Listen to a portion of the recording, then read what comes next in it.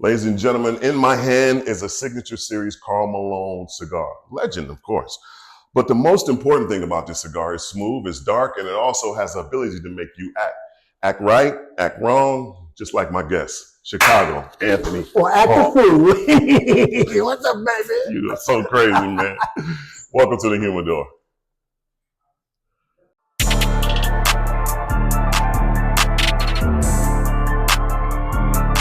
Who want the smoke? We don't smoke cigars from the corner store like the welcome you to the humidor. Who want the smoke? We don't smoke cigars from the corner store like the welcome you to the humidor, right? Who want the smoke? We don't smoke cigars from the corner store like the welcome you to the humidor. I can do this easy with a blindfold. My cigar look like a pine cone. Sitting back on my iPhone, smoking out in my time zone. Take the Patron and I'm ready to smoke. Patagas in action, I'm doing the most. The floor Dominican, I feel like the GOAT. Tour for one day, I'm back in the boat. Watching the humidor, that is the show. Walking my later, I'm ready to blow. Grabbing my coat and I'm ready to go. Look at my diamond crown, I got the glow. I'm giving them wisdom, I'm giving them knowledge. Give me a minute, I'll open my wallet. Cut the cigar and I'll smoke like a challenge. You watching the humidor, what's that just symbolic? We don't smoke cigars from the corner store like the welcome you to the humidor.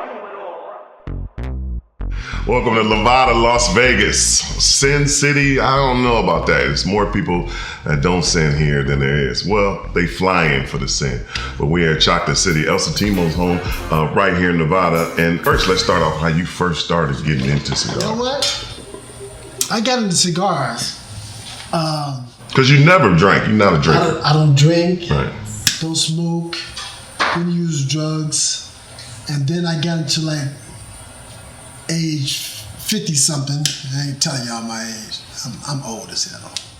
But I got into my 50s and I was like, yo, I don't have any vice. Mm-hmm. And then I saw my friends getting out and doing certain things like, you know, hangout spots for smoking and right. Club, whatever they were doing, even playing golf. Yeah. Smoking cigars. So, man, Dave Henderson, he brought me into a lounge one time and with James Tony and a few other of our friends. And this is actually our first time smoking together. We've smoked, here you go. Oh, yeah. We've smoked many a times because of the pandemic, yes. Doing Zooms and social media platforms. Yep. We've been smoking and talking and having conversations. So it's a pleasure to finally, sit down with you and smoke. I mean, the resume, it's not only a hooper at heart, but he's the Blue Chips, obviously one of the top sports movies. I won't even say basketball movies, sports movies ever created. Another one, Sunset Park. Tons of commercials, Reebok, Dr. Pepper. Yes, right. Also appearances all over television. Been blessed, man. Yeah, man, it's been a good ride. All starting in Chicago. Born and raised in Chicago, South Side, Inglewood, spelled with the E. You guys spell it with an I. That's right. That's right. You guys can't spell. It's spelled. Edgewood in Chicago. It's spelled with the E. Mm-hmm. But I lived in Inglewood, and I attended Simeon Vocational in Chicago. Simeon is one of the powerhouses of basketball. Wait. It's Ben.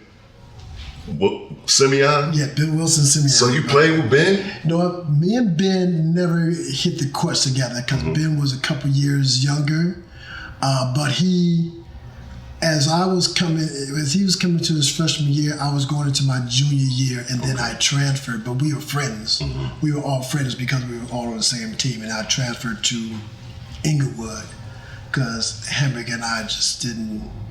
I guess we didn't jive or whatever. At his freshman year, could you see the greatness that everybody talked about? You saw potential without question. Yeah. Yeah, you saw potential without question. As a basketball player, I wasn't as well-rounded as yourself. A lot of guys we played at Robertson Park, Chris Mills, and we had so many guys over there. It was bananas. I was athletic as hell. Yes. I was one of those guys who could jump out the gym. So that got me into the next level. But this is how I got into Los Angeles. This is how I moved to Los Angeles, like in my senior year in high school. A young lady in my neighborhood who also went to Simeon came over to Inglewood at this party, and the gangs in my neighborhood, Black Gangster Disciples, automatically said it was a stone party, a party of a gang, a rival gang, and because they weren't allowed in. And so, because I'm in this party, now I'm part of this rival gang. The problem with that the story is the fact that these kids grew up with me all my life. They knew I was a penny loafer wearing, Argyle socks wearing, Levi's, and not the fake polo shirt, whatever. Because we broke. I ain't got a whole bunch of money, but they knew I wasn't part of the gang. But I was getting harassed coming home every day at that point. Matter of fact, Benji and I are all chased out of the neighborhood during that time. Wow, that's great. So the transition from Chicago to Los Angeles, how was the change? Obviously, we know the weather, but how was the change in that? The biggest change for me was obviously, like you said, the weather. But then I would go to because I lived in I went to Hamilton High School. Really nice area. It really is a cool area, and I was always wondering why LA kids were so angry and why they had gangs. I said, you guys have grass and y'all live in houses. Palm trees. Some of y'all got pools in y'all backyard, palm tree. What are y'all angry about? We grew up on vacant lots with no grass, glass in the grass. So crazy. I see that all the time, especially Chicago, New York, Cabrini Greens, all that, the Marcy Project. And you look at Boys in the Hood, obviously the movies that showed everybody the hood in Los Angeles. And these homes are, they're going for $2-3 million right now. They got palm trees, they got grass, they do got pool. It's just unbelievable what to change. What are you angry about? And my blessing was, I'm like, I see white kids, black kids, diversity, Asian kids, Filipino kids, Mexican. I was like, this is a blessing. I'm like, I've never seen anything like this before in my life. And all these kids are acknowledging each other and loving each other. I was like, this is dope. This is crazy. Man, yeah. That was my biggest thing. Wasn't even the weather. It was just looking at these different cultures of people just getting along and loving each other and having lunch together. I didn't have that in Chicago. Let's stick with the weather, because you go from the freeze in Chicago, and then you go to Los Angeles, fair weather, and then you go to Chaminade. I mean, does it get better than that? How do you focus on college at Chaminade? It doesn't get better. You know what? The only reason I went to Chaminade, I got recruited by a few out of JUCO, because I went to JUCO first, East LA. But out of JUCO, I went to, I got recruited by a few, Cal schools and stuff like that. And I said, I want to get out of California. Then I get this offer from Chaminade. And in that offer, it was this fine girl on a brochure. I was like, that's where I'm going. That's where I'm going. Nothing to do with basketball. Oh, my Nothing. God. It was this fine Hawaiian girl. And she just so happened to be a model in LA. Yeah. So I actually could just stay in LA. You guys that don't know, Chaminade University is in Hawaii. So, going from the cold streets of Chicago, the palm trees in LA, into wonderful dark beaches, and it's just unbelievable. But when did you think of this? Might be an opportunity for me to get on camera, to do some acting, to do some commercials, some endorsements, stuff like that. Yeah, the funny thing about that is everything revolves around basketball. Yeah. And I used to work out, play basketball at the Hollywood YMCA. Yes, sir. Yes, where sir. my friends were Denzel Washington, Wesley Snipes, Arsenio Hall, Ron Shelton, who wrote and directed White Man Can't Jump, and also he wrote Blue Chips. Dorian Haywood, Silk Kozar, the list goes on. Kevin Benton, the list goes on of really talented people I was around who were acting, and I think Denzel, he and I was talking one day, and he was like, he said, you probably ought to try to get into do some acting stuff or whatever, because I wasn't doing nothing else. Right. And I was like, in my head, just joking around in my head, I'm going, shit, if you niggas can do it, I can do it, and shit. Because these are my friends. And just coincidentally, there was a Reebok commercial being auditioned for in another gym inside there. And some of the guys was like, yo, you should go, you should audition. You should audition because, again, I was really athletic. Yeah. Doing all those Michael Jordan type dunks and all that windmill stuff. That was me. Tell me to shoot a jump shot. Different story. Different story. That might hit on the side of the backboard. So I went over there, auditioned, and I got the job. Then my boy Rico Hainish, he also went to Chaminade. Yeah. Rico's an amazing basketball player and person. He helped me get an agent at this time, a commercial agent, World Class Sports. I still remember on Wilshire. And they signed me, and I ended up getting my next 12 commercials in a row. Like, every commercial I went out for, I was getting. Yeah. I was like, yo, and then I met Michael Bay.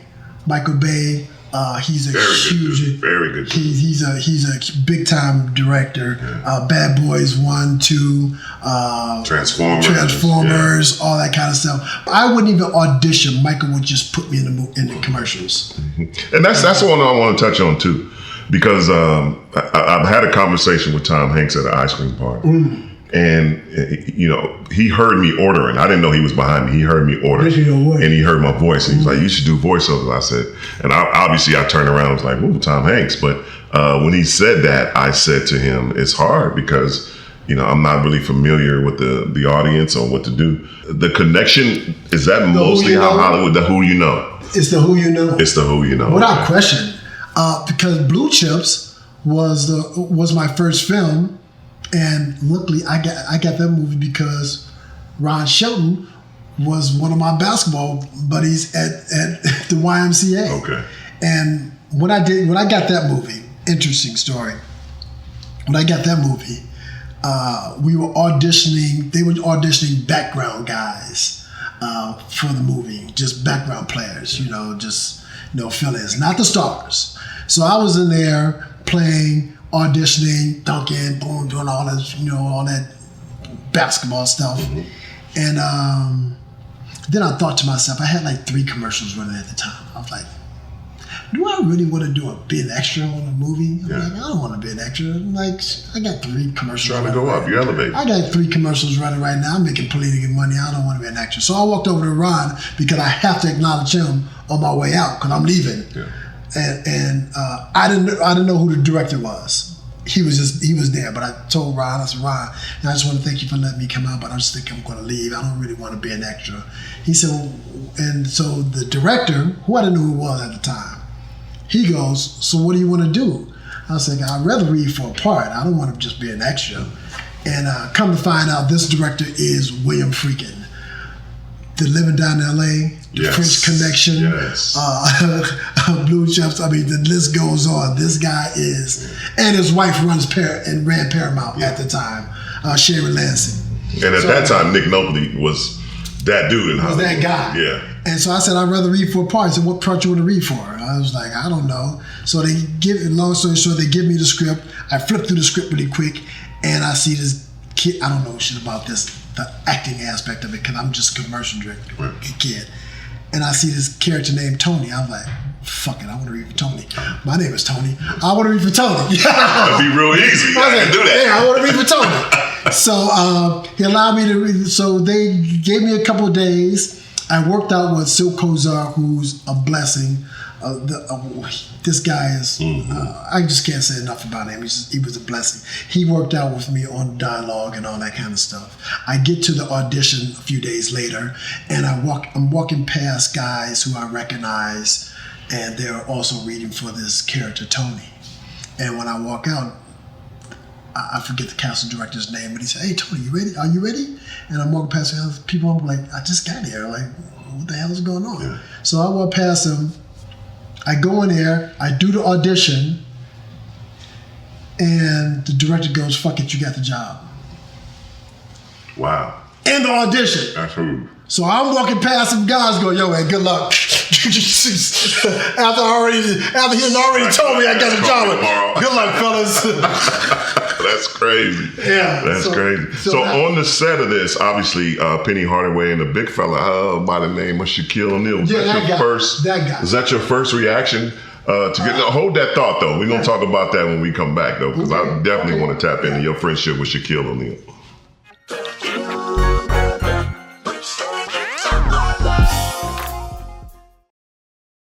When it comes to protecting your auto, home, and business, you need a game plan that wins. That's right. At Ayala Insurance, Steve and his team not only play defense, but they put a full court press to get you the best coverage at the best price. We work hard to get the coverage you need without breaking the bank. Ayala Insurance, it's a slam dunk. Call us today and we'll get you covered. Ayala Insurance. Protection you can count on, prices you can afford.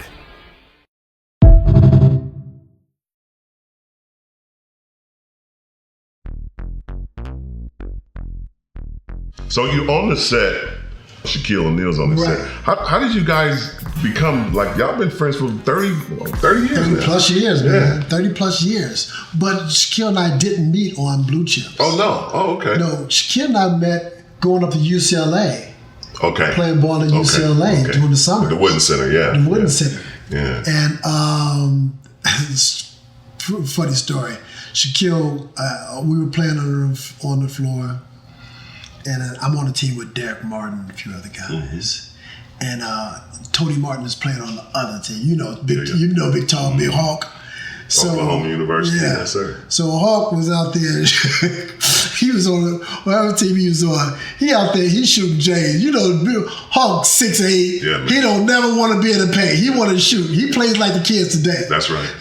So he out there shooting. Queen Anne Park, B&B Spurs. Tony, I see you out there. That part. Yeah. So he told out there shooting. One time Shaquille goes in and he goes up for a rebound. And I go up for the rebound. My arms are all over the rim to grab this rebound. Shaquille comes over my back. Boom! And kicks me in my back. And pushes me. And I was like, oh shit. So at this point I'm going, who is this motherfucker? Because I'm kind of angered now. Yeah. Few plays later, Derek Martin comes down. Shaquille's in the paint. And I'm coming baseline, and Derek gives me a bounce pass. And I was like, oh, I got this motherfucker. I took a hard bounce. Bow! Trying to get me. Went up in the air, cocked it back, and this was slim, quick Shaq. Yes. He spun around real quick and threw me to the ground. Bow! I was like, you know, it was one of those Kool-Aid commercials when I used to go on the ground, like, oh! Bow! My head back hit the ground. You right, little fella? And ever since then, we've been boys. But This is young LSU Shaquille. This is young LSU Shaquille. When Stanley Roberts was the man, along with Chris Jackson, yes. aka Mahmoud Abdul Raouf. And he had really blossomed. Okay, so now y'all on the set together. And now we're on the set together. Yeah. Penny Hardaway, Mitchell Butler. I mean, that cast was just star-studded players. Nigel McGill, Butler. Yeah. Chris Mills. Chris Mills was in there. Yeah. Yeah, we had Bobby Hurley. We had a lot of guys in there, bro. And the funny thing is, I'm not nowhere near as talented as these guys are as basketball players. But luckily, I can act a little bit. Yeah. So yeah, man, I was just in awe just being around all the guys. And me and Shaquille would always sit on the sideline and watch Penny, you know, just in his workouts and go up and down the court. And even when Shaquille was playing with him, or we was playing with him, and we were like, yo, who is this kid right here? Because we knew nothing about Penny, you know, because we didn't follow Memphis at that time. We didn't follow those. We was going, who is this motherfucker? He was just diming people. So you were involved in the whole decision. Hey, Orlando. I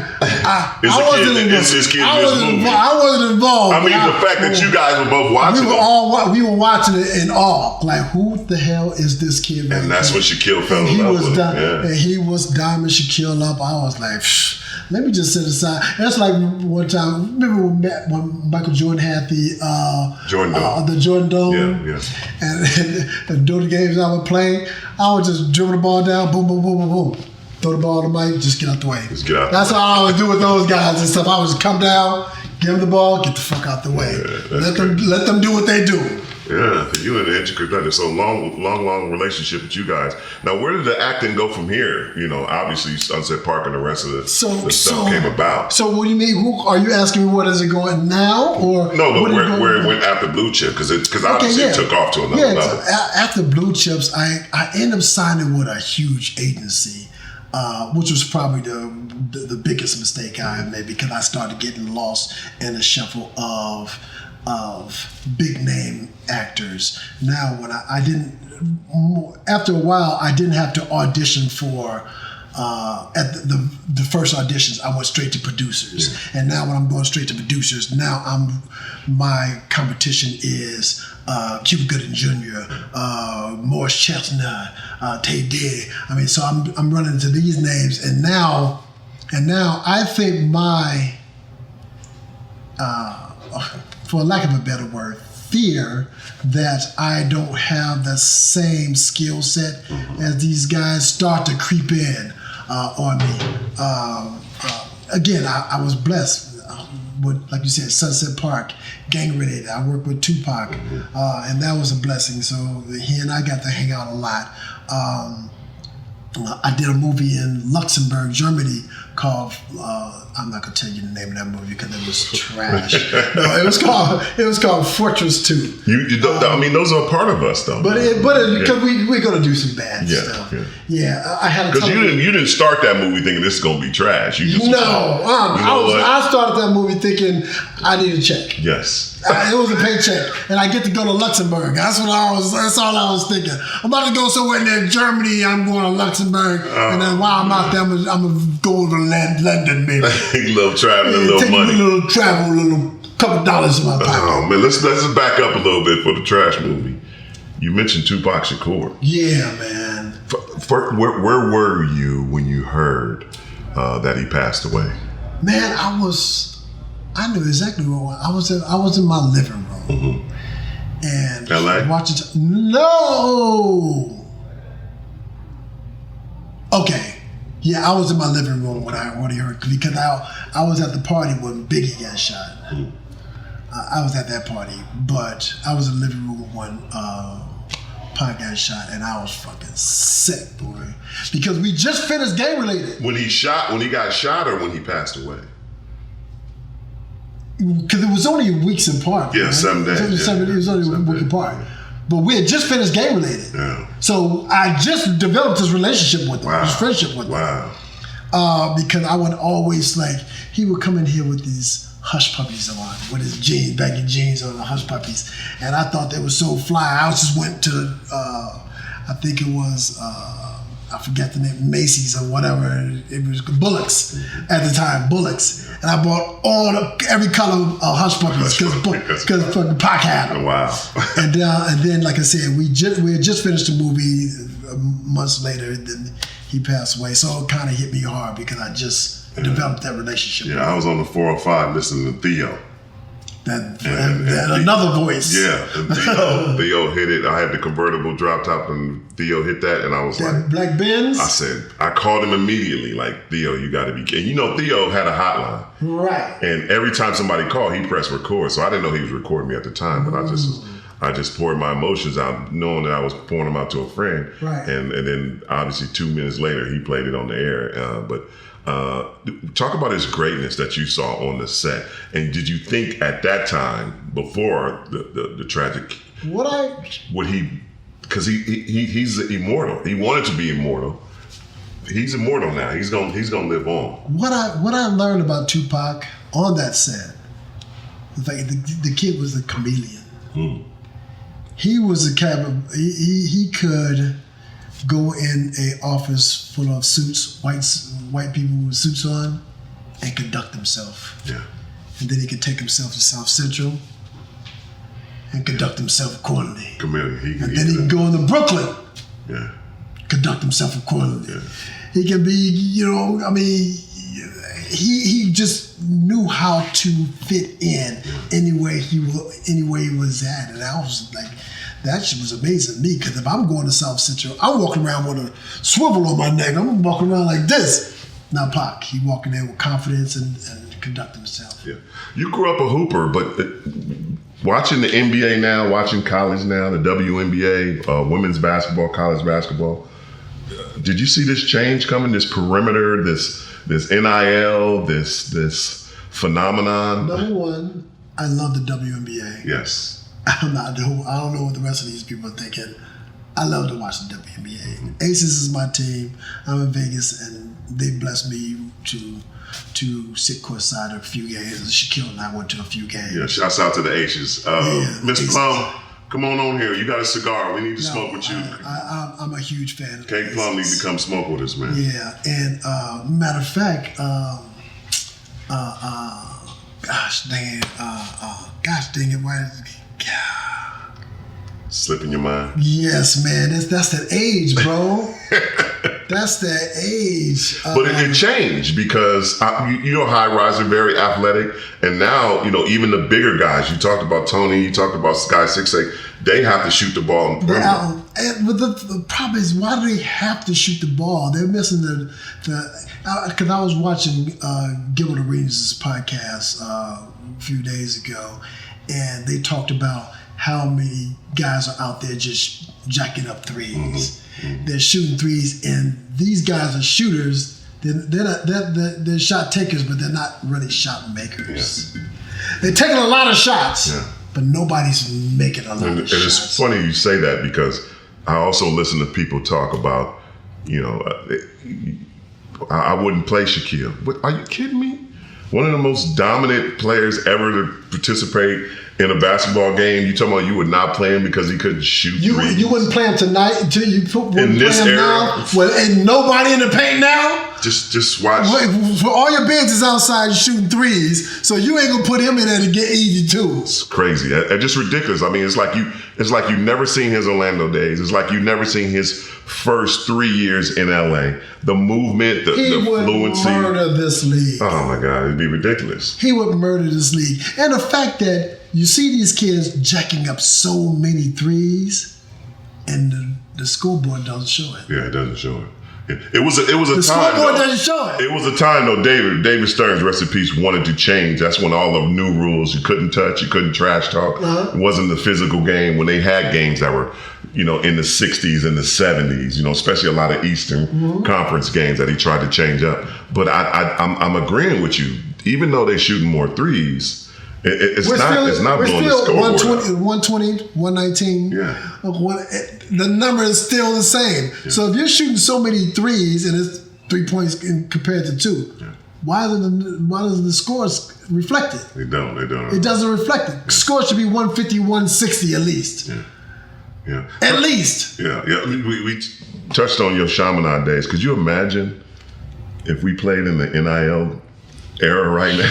Like I must admit, and I hope I don't get Cal State Fullerton in trouble. Too late now. I got a mattress. You got a mattress? I got a mattress. So, that was my NIL deal. I got a mattress, and that's about it. What did we get? What did you get a month? I think our per diem was nicer than our scholarship money. Like when we went on road trips, it was about like $100 a day. Yeah, that's what I was thinking. $150 for the month or whatever. So you can take your girl to the movies, grab something. But it was like $600 a month, my scholarship check. But I look at the schedule and see road games. I'll be like, ooh, I get to buy something. I snuck and got a job at Foot Locker. I was like, you got the stripes on? Man, I only had them on for like a week and I got busted. Somebody would have snitched me out to the coach and said, yo, this motherfucker's over at the Foot Locker, right? But we were allowed to have jobs during the summer. No, this was during the season. During the season? Bro, I was like, yo, son, I got to get this money. I had a wonderful job in the summertime. I worked for a wonderful gentleman named Ray Alvarado. He's a lawyer. And I just filed stuff. And the greatest thing, it was in Orange County, is that Summer League was in LA. So he would always have to send papers to LA Court County, the clerks, right? So I'm like, okay, I got a Summer League game. I get free gas, free everything. Go to fight this traffic, go play this game. It was huge. Right. But the NIL deals now, I think, are I thought that they would, and you could touch on this. I thought that they would be a cutthroat system. Because if I'm the guy on the end of the bench, and Tony Hall is making $2 million, right? And I'm taking you out in practice. No offense to you, bro. But if I got an opportunity to make $2 million by clipping a knee on you, hurting your ankle or this, that, and that, that's what I thought the NIL deal would do to players and the teams and their teammates. Because I know that's dirty. I know that's dirty and that's wrong. But I'm starving. Yeah, I just don't understand how that works. I still think it needs some tweaking though. Yeah. Because it is unfair for those other players. Let's say the other starting 4 on the starting 5 team, the starting 4, or the starting 3, who's not making big NIL deals. But I'm helping you win. Yeah. But I get free food from the training table. Yeah, I get free food from there, and or Jack in the Box gives me free food. The smart thing would be to, if you're making all that money, spread it out. Give Richard Die Trying 50 Cent mentality. But they're young. They're not thinking like that. Man, if I can get 5 extra points by giving my teammates $2,000-$3,000 a week, man, I'm giving it to them. I'm gonna be honest with you. The only person I think that will only think like that will be LeBron. Mm-hmm. Yeah. He would be the only person I think that if he was in college and he was making X amount of dollars and the rest of those kids were starving, Brown would figure out how to get the money. Let's touch on that. Is LeBron the greatest you've ever seen? Huh? I'm asking you, is LeBron the greatest basketball player you've ever seen? What?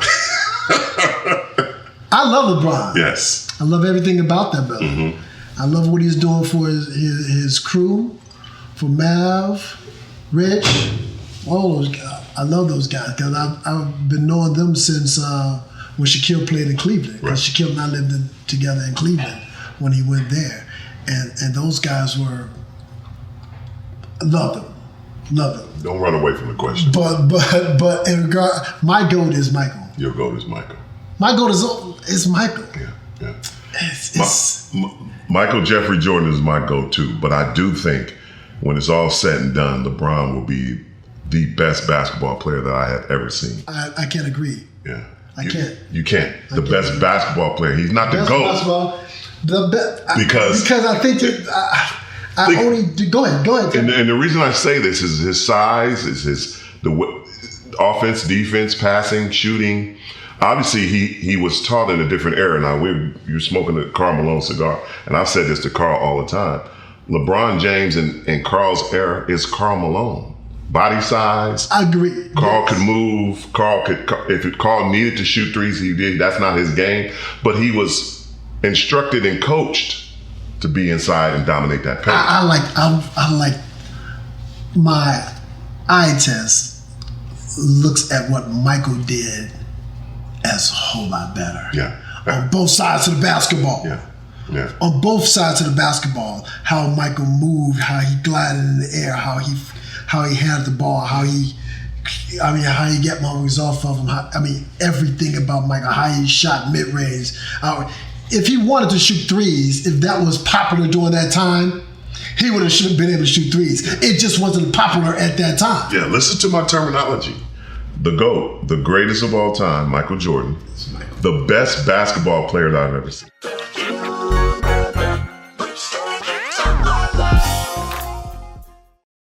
For the last 25 years, Ayala Insurance has helped families and businesses find the right insurance at the best price. Our agents work for you, not the insurance companies, ensuring you get the best rate. We offer auto, home, life, renters, and commercial insurance.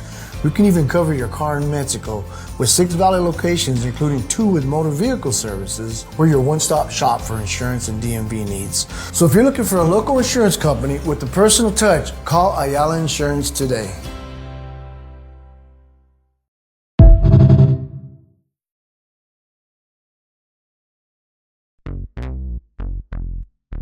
How's your steak, bro? Oh, I love these steaks.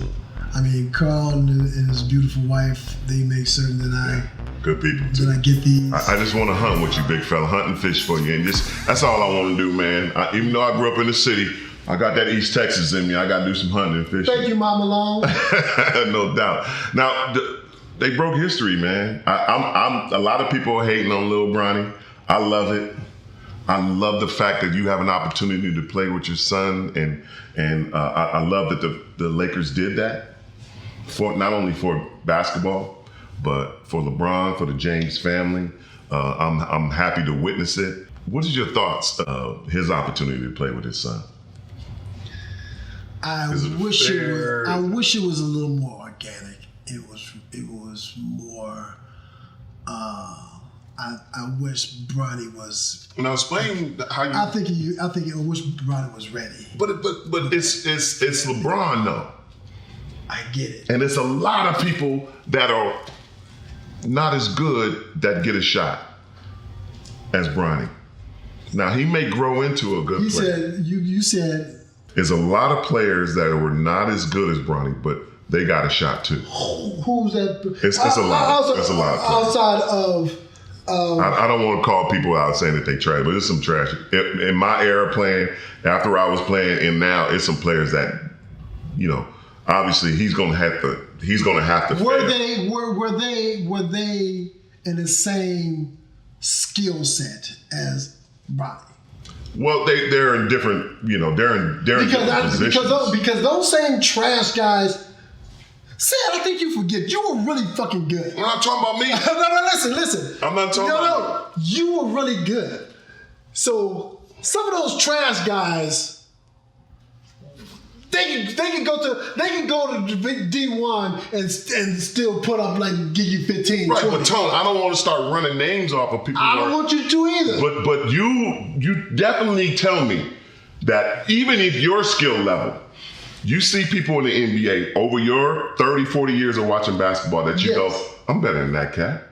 You mean to tell me there's not nobody? I've never said that. You've never seen nobody play. I've never said that. That was better than you. No, that got a shot. Because I recognize if I see that kid at the park, he probably gonna give me some buckets. Mm-hmm.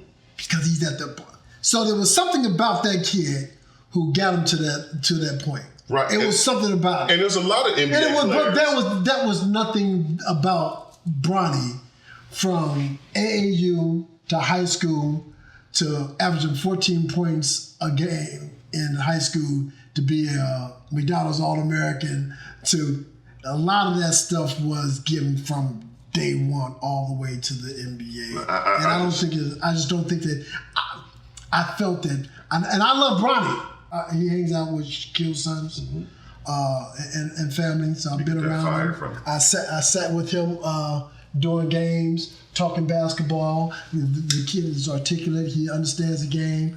I just felt that he needed another 1-2 more years, and there shouldn't have been a rush. I think the only rush was LeBron wanted to have this accolade, and I think now it all comes down to having this achievement over Michael, because everything. I think everything at this point is now about surpassing Michael, so I can have this GOAT conversation surrounded around me. And we're gonna have to agree to disagree on that. That's what the hell we're gonna do. I done seen some players. We can go back to Robinson Park and fight it out. And I done seen some players who cannot play in the NBA, but they were wonderful college players, wonderful high school players. At least wonderful college players. At least wonderful high school players. Okay. So then also it's been some trash high school players and trash college players that made it to the NBA. With 10 points, averaging 10 points, not averaging 4.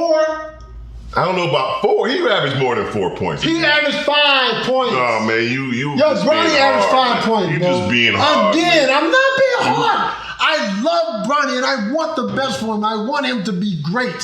Whatever he does, whatever he fucking does, I want him to be great. I just didn't feel that this wasn't his time right now. Let's switch to a wonderful.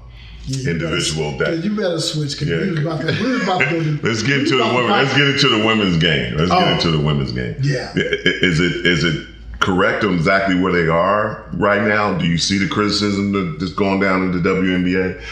I always thought what criticisms are you seeing? Well, they're saying that the only reason, Caitlin and Angel is because of this rivalry. The reason why the viewership is up. The reason why this new era of women's basketball is taking over, they're kind of forgetting the Cynthia Coopers, the Tina Thompsons, the Lisa Leslies, and the Cheryl Millers. But no, I think it's warranted. It's warranted. It was time. I think it's time. Yeah. I think with social media, just the networks and all that kind of stuff, the platform, people are starting to see them more. Even when it was during college, when Caitlin and the other young lady, they were going at it back and forth for the last 2 years. That right there put an eyeball on the WNBA, and they was like, okay, let's see what the hell they doing at the WNBA level, because what they're doing now, I want to see more of this. Yeah, you know, the two things that I had a problem with, that when people say people don't watch women's basketball, now they're watching. They've been watching. They've been watching because the NCAA Final Four women's have been 60, 70,000 people. Now I think it's an opportunity for them to really shine. And I think the transition, they're starting to trust the feminine side of the ladies. They're starting to trust the beauty in them. They're starting to trust the athleticism of them. Even look at the outfits, from the baggy to the tighter ones that's more secure. They're putting their input in a little bit more, which is helping them out a lot. Man, I love the game. I mean, I'm usually, again, Tina Thompson is my cousin. Sometimes after the game, I like, yo, did you see that? Did you just see what I'm watching right now? She be like, she definitely was like, yo, get off the phone. I'm trying to continue watching this game. I just love the game. And then my niece Miara, Shaquille's daughter, she's playing now with the Florida Gators, and she's killing the game right now, starting as a freshman. And so right now it's 2:30. I'm trying to rush to the house because she has a 4 o'clock game. And so, I just love watching the women play. Because you know what? I think you know what it is? What we miss is the basics that we grew up watching. They're at that basics level, because we're not doing all that fancy N1 stuff. Yeah. You know what I'm saying? They're doing the basics, and that's the stuff we grew up watching, and that's the stuff why we start loving the game of basketball. Bringing that real basketball. What we were taught, and they're doing all the things that we were taught. Yeah. You know, playing inside out. There's a post person that's like, so not everybody's outside shooting threes. The right way. They're playing it the right way. So that's what I enjoy about watching them play. Yeah. I appreciate you, man. From Chicago to West LA. Southside. All over, man. Worldwide.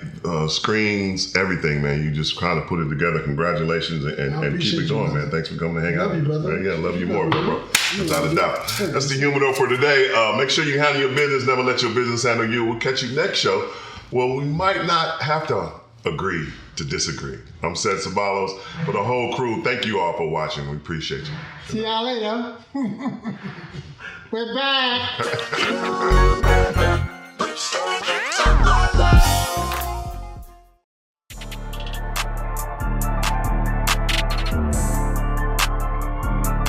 Who want the smoke? We don't smoke cigars from the corner store like to welcome you to the HUMIDOR. Who want the smoke? We don't smoke cigars from the corner store like to welcome you to the HUMIDOR, right? Who want the smoke? We don't smoke cigars from the corner store like to welcome you to the HUMIDOR.